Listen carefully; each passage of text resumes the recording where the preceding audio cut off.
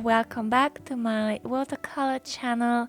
Today I paint another panda who is jumping over a field of grass and in the sunset. First thing that I do is to add some masking fluid onto the panda and onto the sun.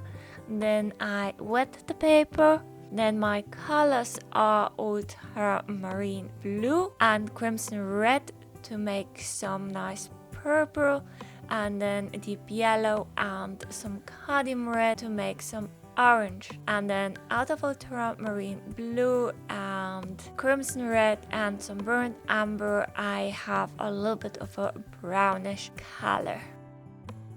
Then I start and add some deep yellow around the sun and a little bit around the panda, and add some ready-made orange, then some crimson red and some cadmium red at the top above the sun, and everything is mixed nicely together. And then have this wonderful purple above the crimson red, so I don't have a green color on the sky, and adding more of paint. As you can see, my painting is tilted, so all the colors are flowing downwards, but it's okay. And then adding some ultramarine blue at the corner of the right side. Maybe a little bit stronger ultramarine blue when your paper is still wet. And with swift brush strokes from side to side, and I think a little bit more of the yellow, and then more underneath at the bottom of the painting, because the colors flow down. So I thought I'd give another layer of deep yellow and the orange. That's quite possible as my paper is quite wet, but if your paper has dried, you need to wait till it's completely dried and then add another layer of water. Then I add a stronger purple for the clouds, so basically the same as I have used before, but with more pigments rather than water. And then added some more of the crimson red to make those reddish looking clouds on this side, and both clouds are hinting or in the direction of the panda or the sun, so my main object of the painting. I use actually quite a big brush for it, and then spreading it slightly.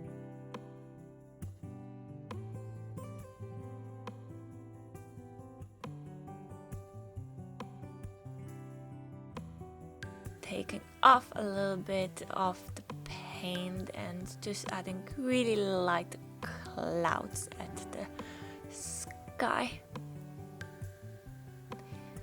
And the paper is still quite wet and keeps the water quite wet. Taking off the paint, so it's a little bit of a, not whitish obviously, but kind of like giving more structure to the cloud, so it actually looks like a cloud. And then adding still a little bit of a stronger purple and some more of the ultramarine blue, so there's there are more colors in the cloud, and the cloud is a bit darker. Then I use a quite thin brush, I believe it's the size 4.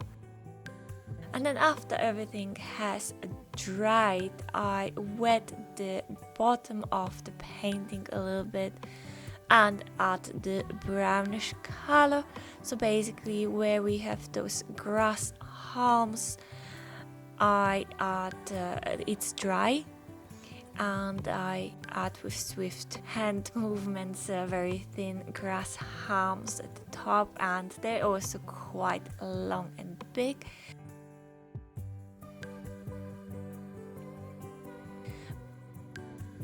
But at the bottom there is water, so the paint is spreading downwards. it's a little bit more of a blurry idea, and then continue adding more of the grass halms.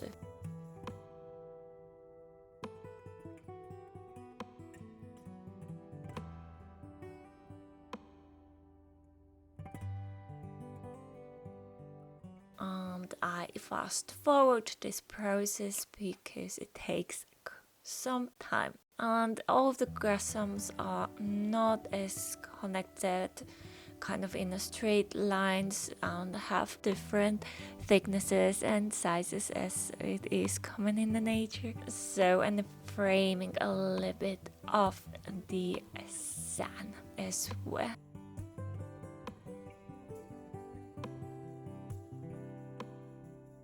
I thought the brown gets a bit darker. I did try it out before, but with the yellow at the background it becomes more of a nice brown, so I just keep it and imagine this scenario might be somewhere at the beach. I'm using a medium-sized brush for this field.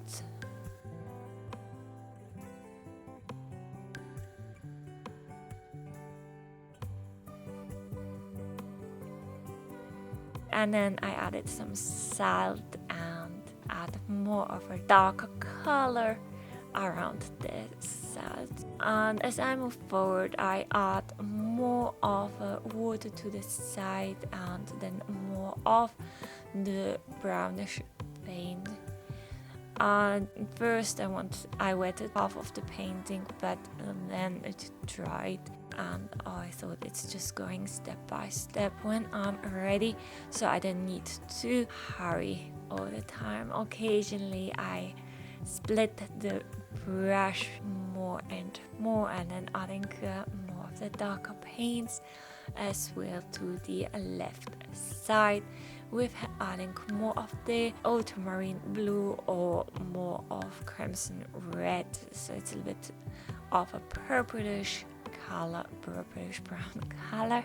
And then continuing with adding the grass halms. But the more I paint to the right side, the thinner and further away the grass halms become. And then really at the back, somewhere in the distance, there is a small house, but I don't emphasize it too much.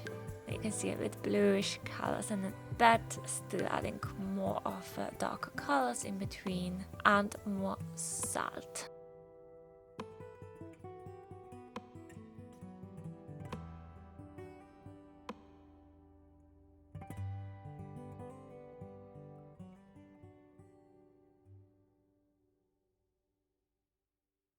Then I continue with the sun after everything has dried.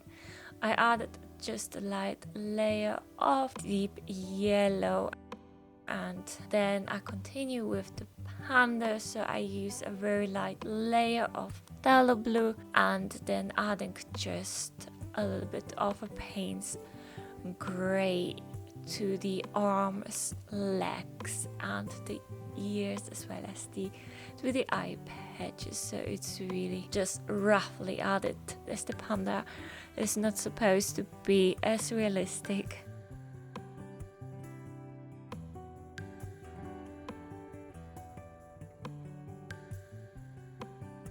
And also on the other arm, a little bit of a light layer of phthalo blue, and then of course of the paint gray. So at the top of the arms, just the highlights, and then the dark shades are integrated and flow nicely together. But the first layer is mostly goes to wet when adding the darker layer of paints gray.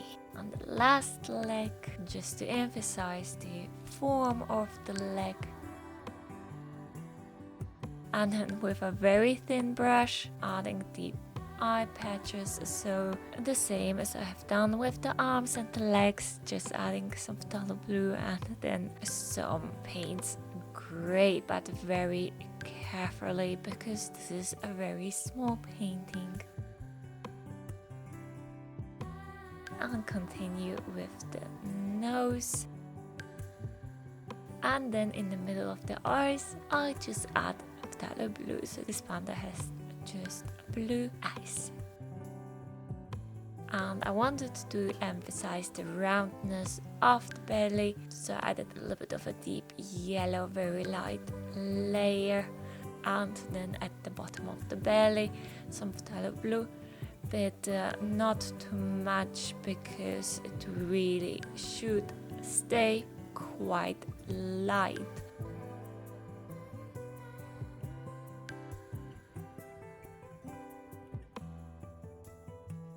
And in the mouth, a touch of carding red. Meanwhile, while the mouth is drying, a little bit more of the purplish color around the body, and then adding very, very carefully some grayish colors into the mouth. Then I was not as careful with the masking fluid, so underneath the legs I add some more of a reddish colors. And that's it. That was a very fast painting. Thank you for watching, and remember to subscribe. Bye!